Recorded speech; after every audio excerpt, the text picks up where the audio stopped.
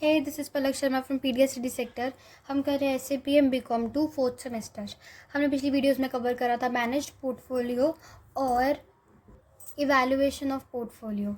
अब हम करेंगे मैनेज्ड पोर्टफोलियो को कैसे हम इवैल्यूएट करते हैं।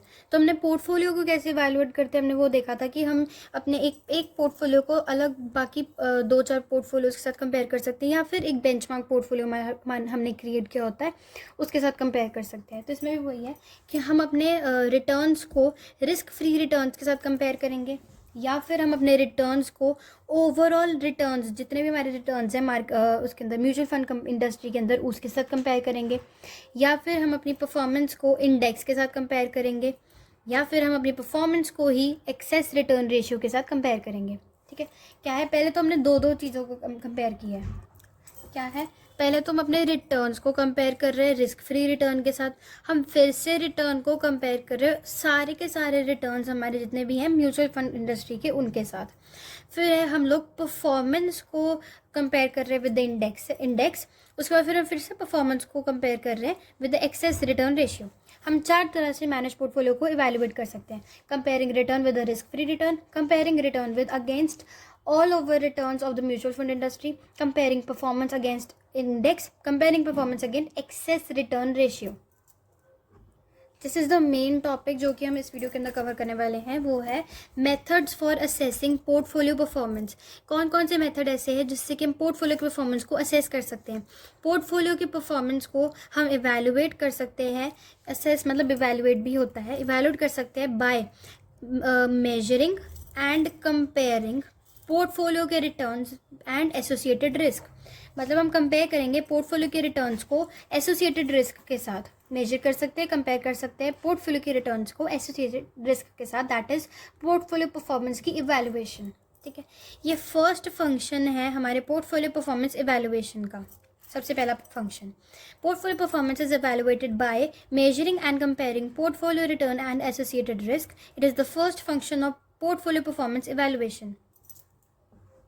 ये तो था इसका बिल्कुल इंट्रोडक्शन कि पोर्टफोलियो परफॉर्मेंस इवैल्यूएशन क्या होता है। अब हमने करने थे मेथड्स। अब इसके 3 मेथड्स होते हैं इवैल्यूएशन करने के। सबसे पहले है return per unit risk, abnormal या differential return, factors that lead to abnormal performance. Return per unit risk, abnormal, differential return, factors that lead to abnormal performance. सबसे फर्स्ट मेथड है return per unit risk. Return per unit risk के according क्या होता है कि zone से funds जो कि हाईएस्ट रिटर्न प्रोवाइड करते हैं पर यूनिट ऑफ रिस्क के अगेंस्ट, उनको हम लोग बेस्ट परफॉर्मर्स बोलते हैं। Funds that provide highest return per unit of risk would be adjudged as best performers. फिर दूसरी साइड है परफॉर्मेंस फंड्स जो कि lowest return per unit risk हमें देते हैं, उन्हें हम पुअरेस्ट परफॉर्मर्स बोलते हैं। ठीक है, हाईएस्ट जिनसे रिटर्न मिलेगा वो होंगे बेस्ट, और जिनसे लोवेस्ट रिटर्न मिलेगा वो होंगे पुअरेस्ट परफॉर्मर्स। ठीक है, अब है return per unit of risk को डिटरमाइन करने के लिए भी आगे 2 मेथड्स हैं। पहला है रिवॉर्ड टू वोलेटिलिटी और दूसरा है रिवॉर्ड ओ वोलेटिलिटी। रिवॉर्ड टू वोलेटिलिटी जो है वो विलियम शार्प में दिया है, और रिवॉर्ड ओ वोलेटिलिटी है जैक ट्रेनर का। ठीक है,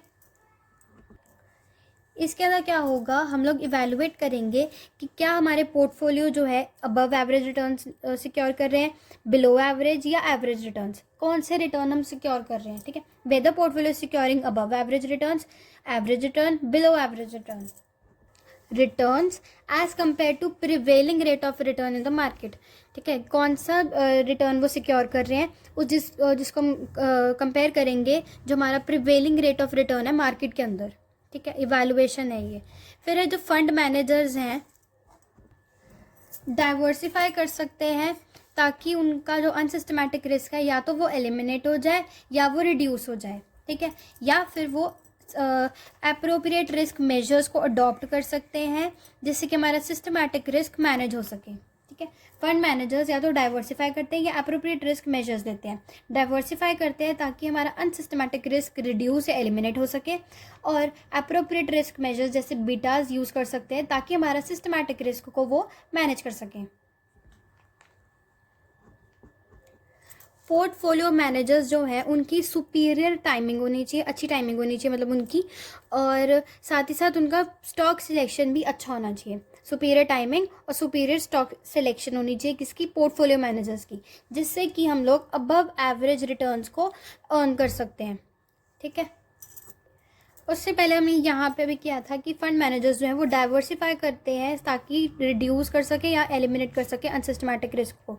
डाइवर्सिफाई का मतलब क्या हुआ, डाइवर्सिफिकेशन का मतलब क्या हुआ कि जब हमने मार्केट रिलेटेड रिस्क को रिड्यूस करना है तब हम डाइवर्सिफिकेशन करते हैं।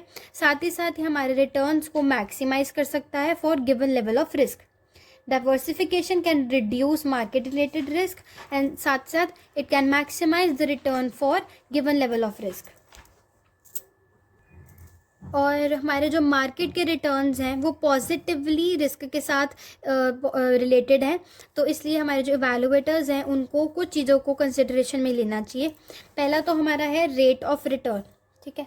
दूसरा है excess return over risk free returns. अगर हमारा रिटर्न जो है रिस्क फ्री रिटर्न से ज़्यादा है तो इन चीज़ों को कंसिडरेशन में लेना चाहिए। साथ ही साथ level of systematic unsystematic residual risk through proper diversification. ठीक है, हमारे मार्केट रिटर्न्स जो है वो पॉजिटिवली रिलेटेड है रिस्क से, तो इवैल्यूएटर्स को 3 चीज़ों को कंसिडरेशन में लेना चाहिए। पहले तो है रेट ऑफ रिटर्न, दूसरा excess return over the risk free rate, और तीसरा है level of systematic unsystematic residual risk through proper diversification. तो हमने सबसे पहले किया है रिस्क पर यूनिट। सो हमने सबसे फर्स्ट मेथड जो है वो किया है रिटर्न पर यूनिट रिस्क। इसके अंदर क्या था कि इस मेथड के अकॉर्डिंग जब हमें हाईएस्ट रिटर्न मिल रहा है फंड्स के थ्रू, मतलब हमें फंड्स जो है वो हाईएस्ट रिटर्न प्रोवाइड कर रहे हैं, तो ये बेस्ट परफॉर्मर होगा, और अगर लोवेस्ट रिटर्न हमें प्रोवाइड करे तो पुअरेस्ट परफॉर्मर होगा। आगे return per unit of risk जो है 2 मेथड्स से हम डिटरमाइन कर सकते हैं। पहला है रिवॉर्ड टू वोलेटिलिटी और दूसरा रिवॉर्ड ऑफ वोलेटिलिटी। ठीक है, जो हमारा ये है return,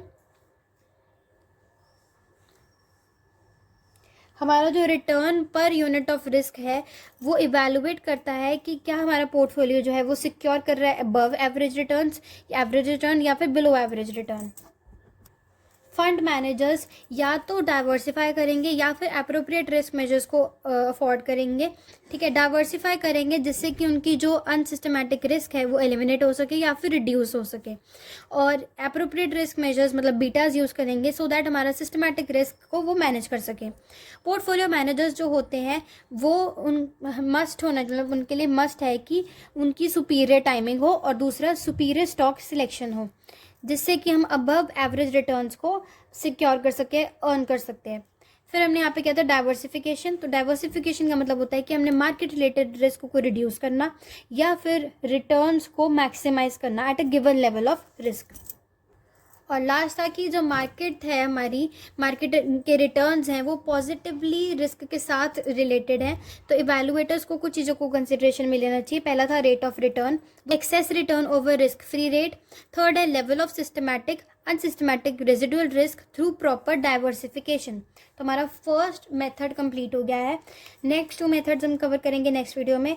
thank you so much for watching, hope you like the video. If you like the video do watch the next videos too. Thank you.